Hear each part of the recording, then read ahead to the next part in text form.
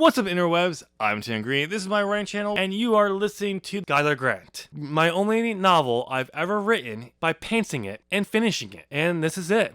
And you're going to hear a very first draft version of the story, which will be read to you by my buddy Adam Daley of ZOP Gaming. Hey, everybody! This is his first time as a narrator, so he's not an actual traditional narrator. No, I try to do it in one take. No, you don't try. You just do it in one take. It's because they call me One Take Daily. No, they don't. No one calls you that. So what will happen here is Adam is going to read a chapter, and then afterwards we'll discuss that chapter.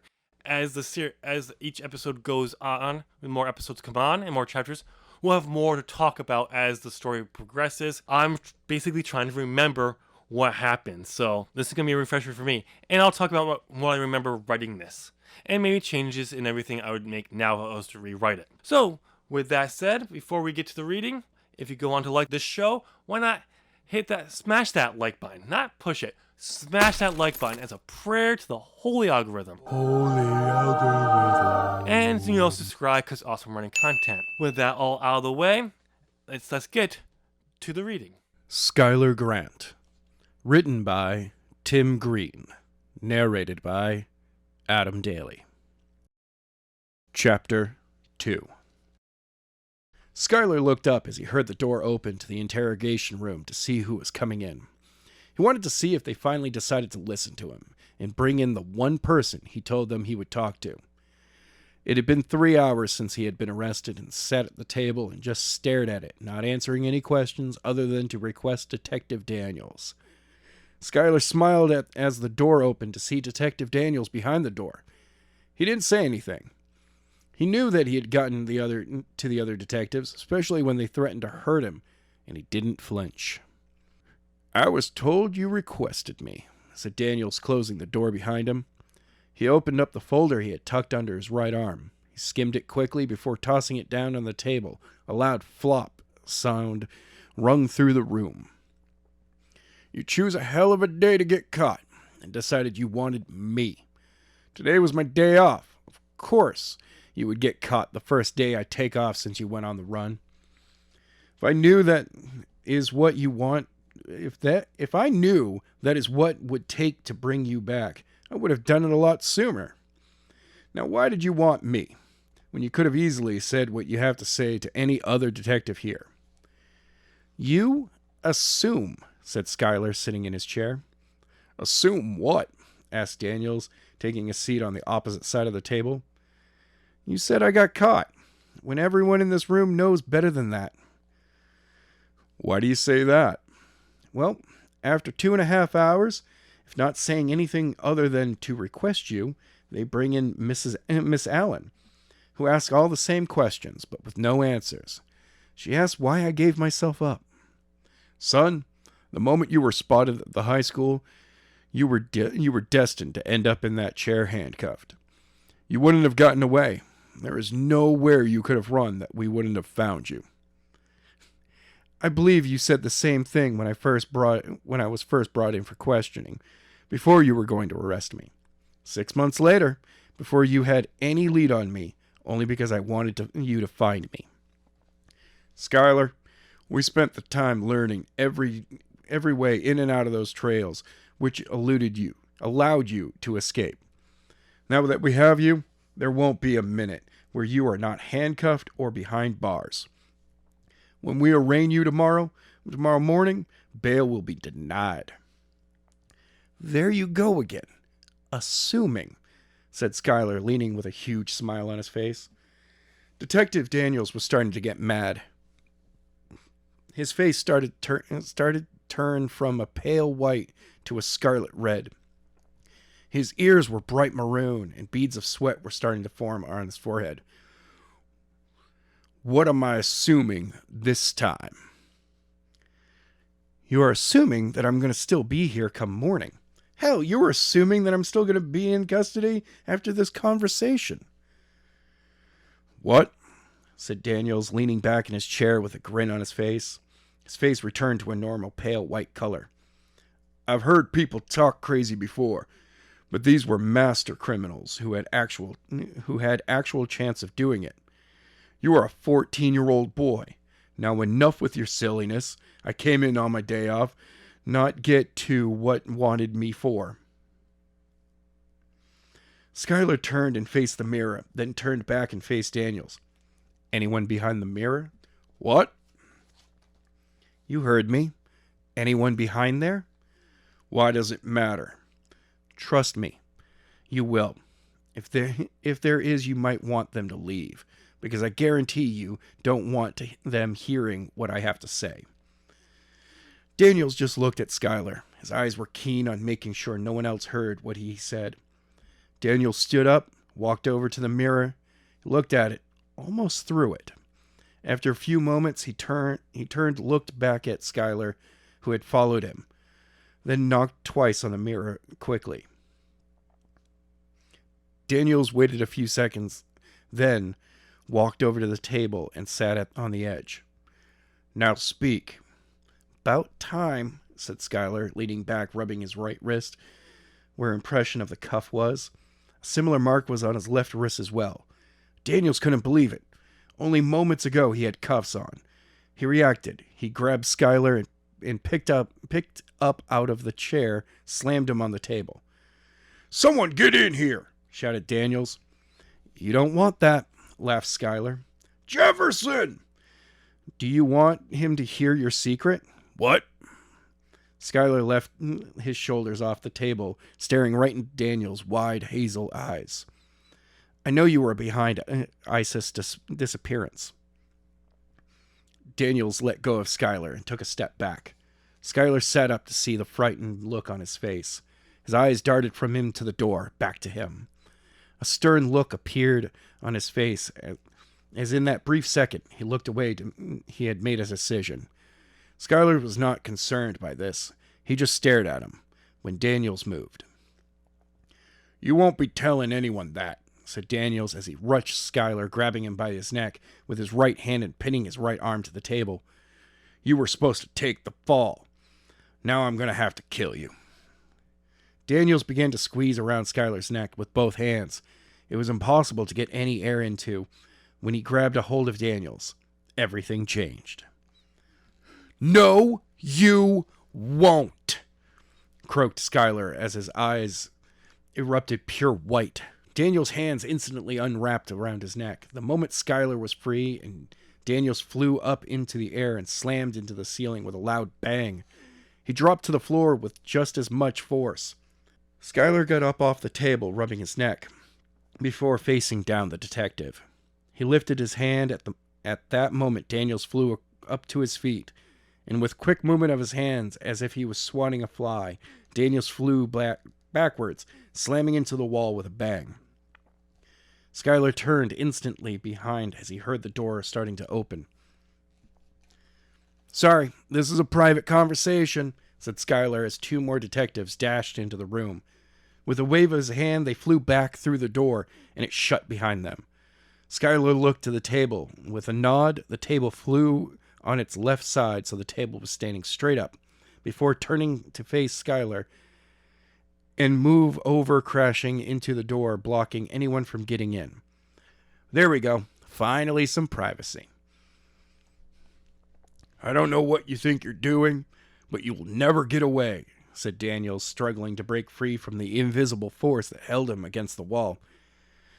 If you kill me, they will hunt you and not even hesitate to shoot you on sight. How did you ever make detective with all this assuming you do? Asked Skyler, walking over to Daniel. He stood only a few inches from him. I am not going to kill you. I am here because I know you are the one covering up Isis' kidnapping by making it look like she's dead. And framed me. Just like all the other kids, the people you are working for blame it on the person who they are dating. Or if they are a loner, you make it to look like suicide. I have no idea what you're talking about. Save it. Do you think I would show up here to let you know I was on to you if I wasn't sure? I came here to let you know that I will find her, and I will expose these people. I'm the last person you want to deal with. I'm going to give them a way. I'm going to give them a way out. Have them return Isis by tomorrow at noon, or I will hunt every one of them down and make them wish they had never even thought of what they were doing to these kids. Crash! Skyler turned to see the mirror had a crack running from the top to bottom, and then it became even bigger as he saw it move out. The officers on the other side were trying to get in. Your time to escape is running out. My time to escape has yet to run out. You tell your boss my demand, and it is in his best interest to follow through. You don't know who you're messing with. They know how to deal with kids like you. How do you think they captured all those others? They will have you as a part of their collection soon. Wrong. They know how to catch kids whose powers have yet to show. They have no clue how to deal with someone who not only can use them, but knows fully well how to use them. Remember tomorrow, by noon. Crash! A piece of the mirror flew in a few inches long, fell to the floor, and shattered. Skyler turned to face the mirror. Oh, you want in? Here, let me help you. With a quick movement of his hand, Daniels went from the wall, flying across the room. He slammed into the mirror and flew through it, landed on the two officers on the other side. Skyler looked at the two officers who walked into the room, cracked a smile before turning to the wall. Daniels was just up against. Skyler, get your hands up or we will shoot, shouted one of the officers. Skyler moved his hands to the right side. A small light appeared in between his hands, erupted into the size of a small baseball. The room was filled with bright blue light from the energy being concentrated in his hands. Skyler looked back at the officers. They had dropped their weapons with terrified looks on their faces. That's right. Be afraid. Be very afraid. Yes, that's right. I just quoted Gina Davis from The Fly. Skyler turned back towards the wall and forced his hands forward in front of his chest. The energy in his hands shot from his hands and slammed into the wall. The wall disintegrated as the energy touched it. In seconds, the walk was gone, where the energy now was, when a bright flash filled the whole room. While everyone was blinded by the flash, Skyler jumped through the hole and out of the building. Okay, so Adam. Yes? What did you think of this chapter? It's a chapter. Yes, it is. Give me the manuscript for a second. Yeah. It's been a long time since I read it for me. Yeah, it'll be better once you're actually reading it live. Because, this is the interrogation room scene. Yeah. Hey, Adam, just a quick question. Did you ever lose yourself and what was happening? In the moment? In the moment? Yeah, in the moment. Not while reading, because you clearly can tell exactly where they are, right? No, you cannot. There are times where the door to the inside is on the left-hand side of the room. It's on the same side. It's on the same wall as the. It's on the opposite wall from the escape point of the mirror. No, of the mirror at one point. Then it's on the opposite side of the wall from the one that he blows out to leave. Yeah. Oh, by the way, I forgot to mention this in the first. I said this in the first chapter, but I didn't say it for this one. I pantsed this novel. Oh, yeah. It's the only novel I've ever pantsed and completed. So, yeah, no preparation. I had some ideas for things going into this, but clearly, if you don't know, I'm very much, in my writing for my outlinings, I'm a map person. Like, I map out every location so I know where things are ahead of time. This is clearly, I did not do that. Apparently, I saw it in my head, but it did not translate it to the page. Because, wow. And Adam, in the last chapter, we talked about the sass that Skyler gave to some officers. It's even worse here. It is so, like, this is, I love the fact that I get to complain about my bros writing. Tim, I've probably never said this. I love you as a human being. And I'm going to be glad when we're done with this. Yeah, I think we're both going to be glad when we're done with this. But at the same time, I want to read this better. Yeah. Like, I enjoy the idea of this story. Yeah, it's an interesting idea.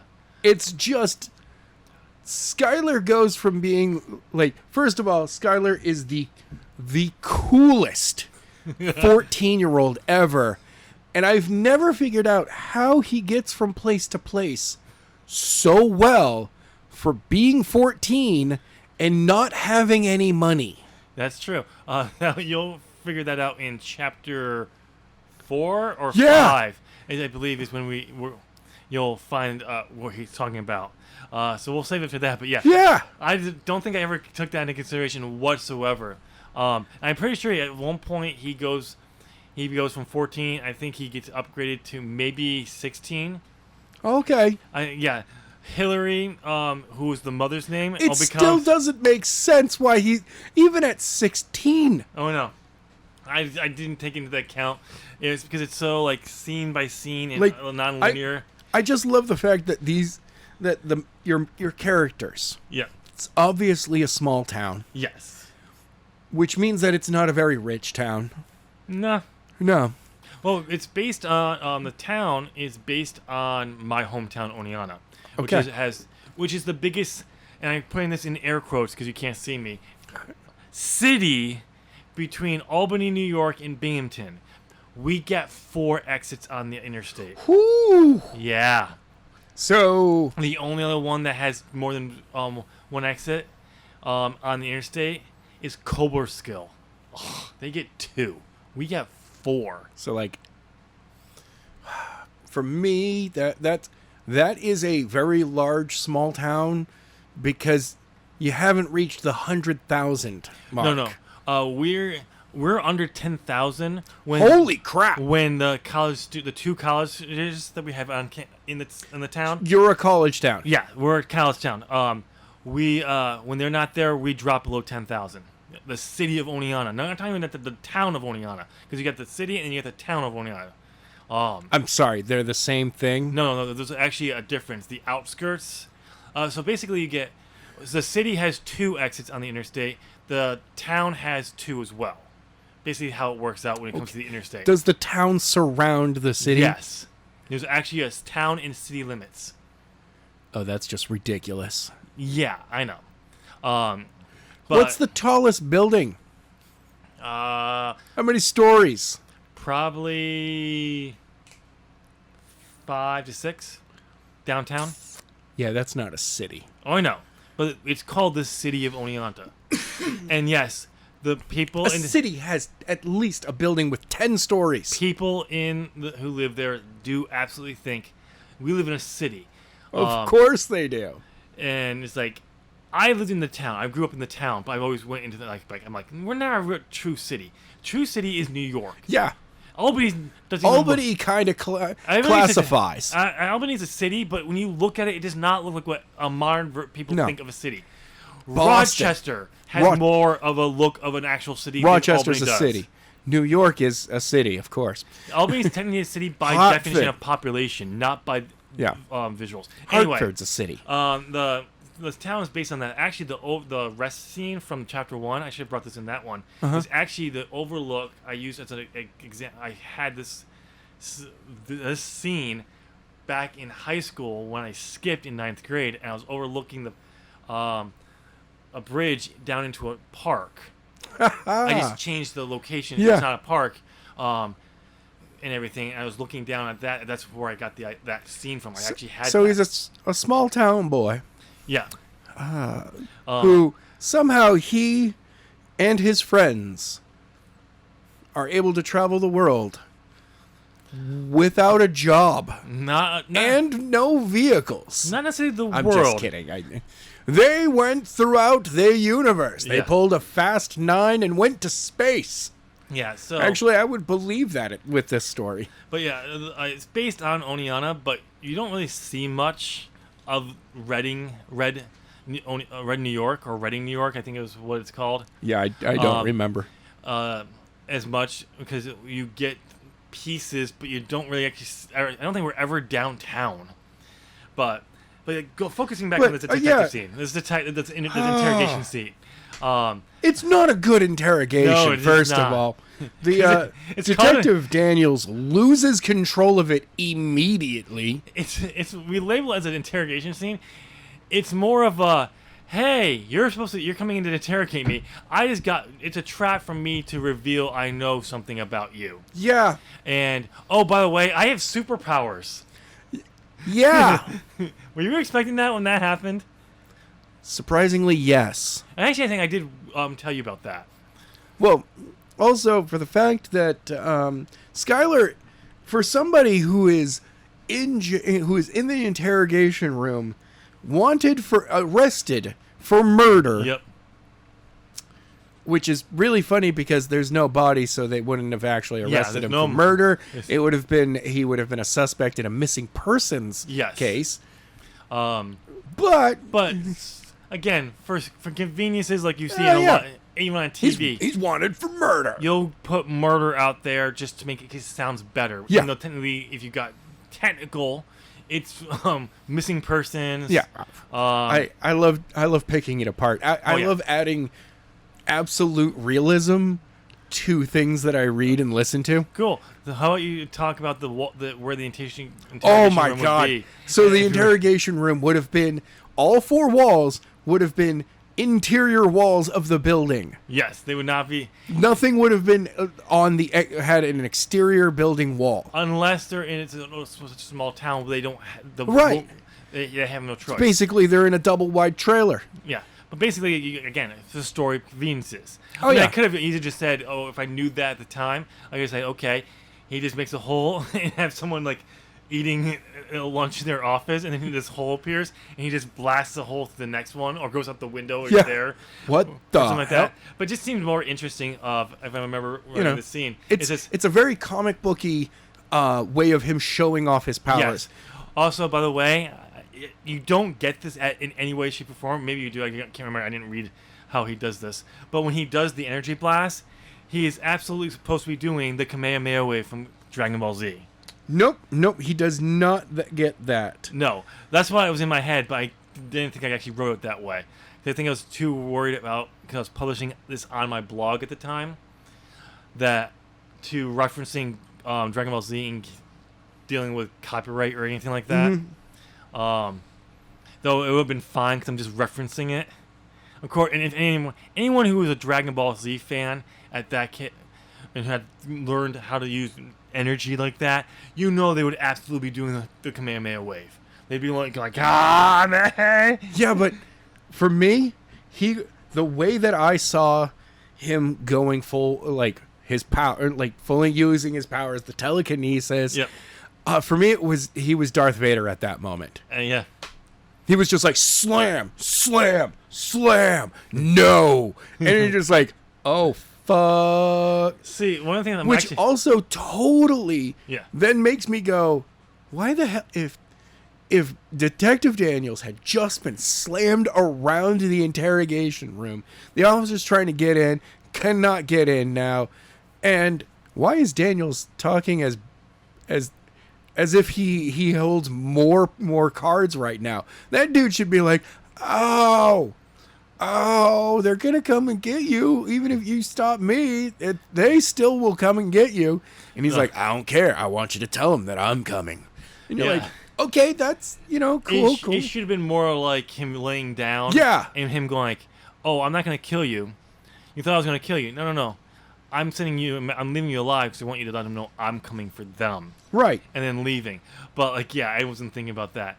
Also... But there's way too much of him giving exposition. Oh, yeah. Instead of being like, let them know that I'm coming for them. He immediately is like, let them know that I know that they have done this and this and this and this and this. And you're like, well, that's pretty much just everything. You're not holding anything to the chest at this point. Yeah. It's one of those things where you're like... I'm revealing a lot, so am I revealing too much?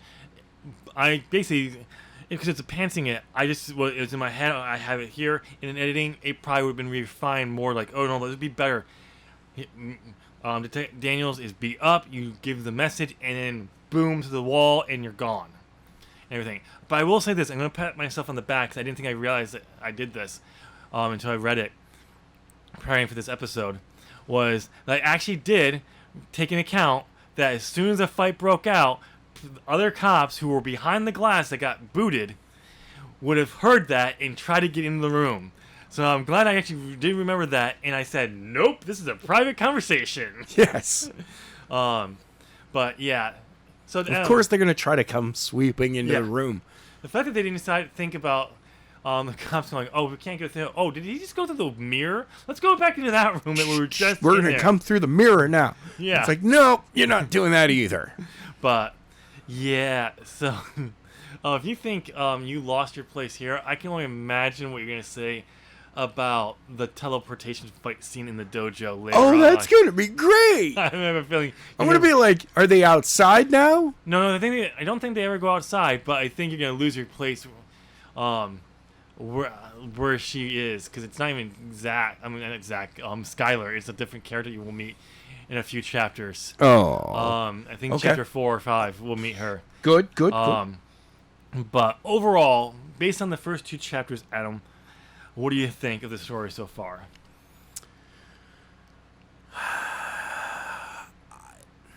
Let me ask you this way. I like the idea of it right now. You're interested. I am. I both think you give away too much information and not enough information.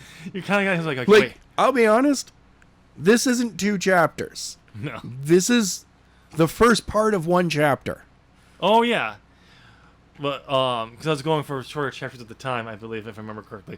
Anyway, but, but the question that I'm raising here, like, how much information I'm giving away here, you're kind of going, like, how much, okay, so if he's giving this much information in this, how much is he giving away too much? Is he gonna drag? Yeah. Or is he, no, because remember, I pants this. I had no clue where I was going.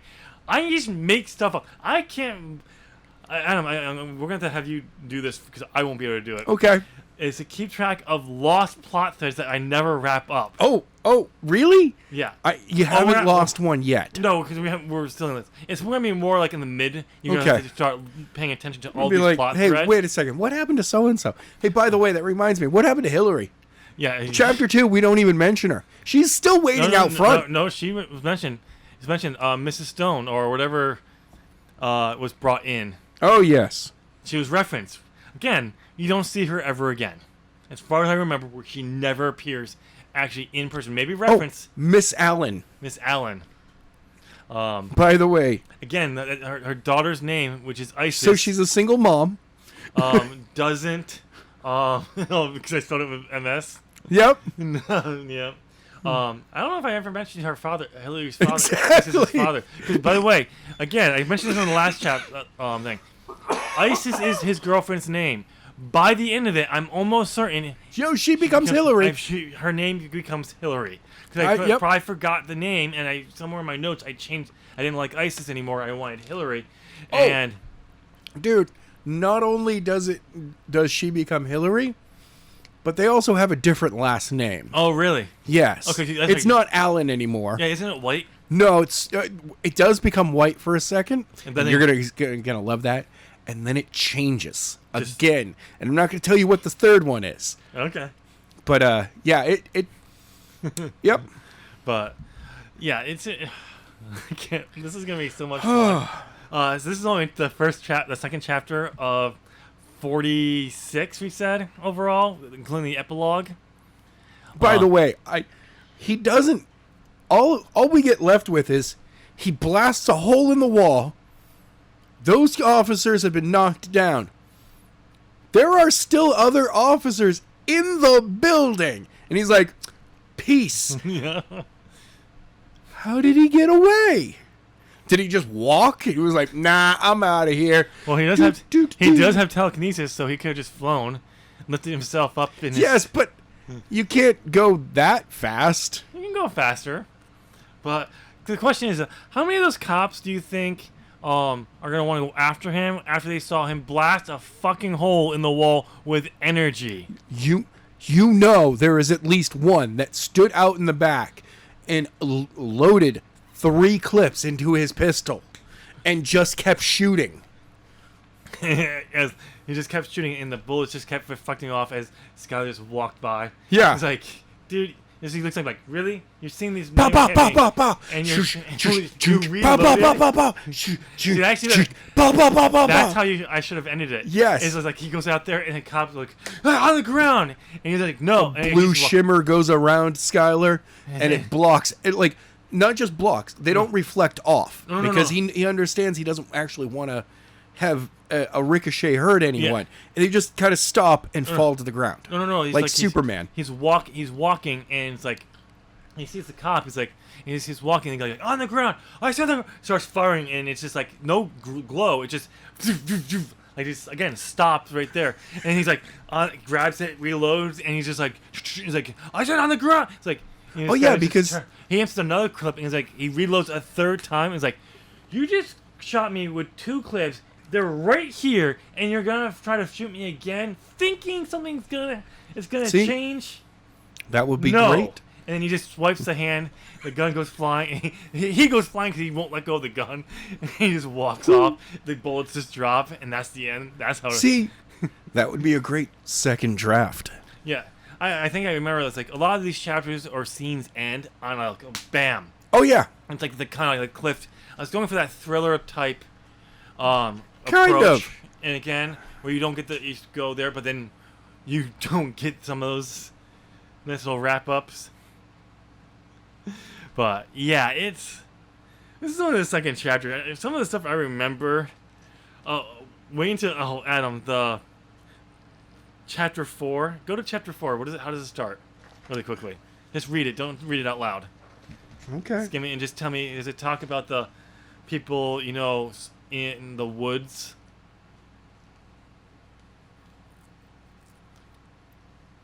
Nope. This is the detective and at the hospital. Okay, so it's chapter 5 then. Wait until we get to chapter 5. Oh yeah. Those. I was gonna have fun with that one. Asking me questions about that one. I can. Oh, tell. that was interesting. And that scene should have been. I should have written a lot more authentic because I actually know. This was after I was in the military. Yeah. I didn't get past tech school. But still. Also, it was Air Force, but still, I should have known. I had actual first-hand experience in a sense. I should have known better. I could have. I know a professional that would let you know how that operation would work. You mean the guy who lives upstairs with the big fro? Quite possibly. The guy upstairs with the big flow and the giant semi-automatic gun? It's not giant. Okay, it's the proper size. The proper size. No. What? But yeah, actually, it's just a shotgun. Oh, it is? Okay. Yeah. I thought it was a semi-automatic. Nope. Okay, it's just a shotgun. Okay. Well, anyway, that guy. Yeah. Yeah, he could tell. Yeah. All right, well, we're going to wrap this one up here because we got through what we really want to talk about. I'm surprised you didn't harp more on not knowing where things were at the time. Look, I can only do it so much. I mean, I love the fact that it's a one scene, one spot scene. Yeah. So, I mean, it works really well, but as a chapter, you don't really have the through story of the chapter in there. Yeah. And that, because it's kind of like, if anything, the best way to have done it is this to be part of chapter 1. Right. And this is how you end chapter 2. Yeah. End chapter 1. You end the first part of chapter 1 with him being arrested. Now we're picking up with him inside the interrogation room. Then we can move on to another spot after this. Yeah. And end that first chapter with its arc. Yeah. But it was more of a, okay, wait, why is he being arrested? Like, that's one of the things, like, you're going, like, right, so, okay, we're in chapter, okay, we gotta go to chapter 2 immediately. But yeah, it's, again, pantsing. Oh, yeah. Yeah, you go with what you got, and you're like, okay. Hey. But we'll wrap this up. Yeah. Ladies and gentlemen, if you're enjoying this podcast, comment down below. Let us know what you think of it. Tell me how bad this writing is, because, yes, it's a first draft. It's horrible. It's only going to get worse. I can promise you that. So much worse. And we're going to have fun laughing at me because, well, it was me pantsing and I'm not a pantser. I am definitely an outliner. But also, if you enjoyed this, why don't you go and hit that thumbs up. It does help support this channel. It's free. It costs you nothing. If you enjoyed this content, I have other content on this channel on writing advice, my journey as I'm approaching to start writing my debut novel in the novella series. Oh, wow. Anyway, so why not hit the subscribe button and ring the bell so you get the notifications, all of that. Adam, say bye. Bye. You guys, I'm going to have 2 videos up on screen that you might want to check out. and I'll see you there. Thanks for listening. Bye.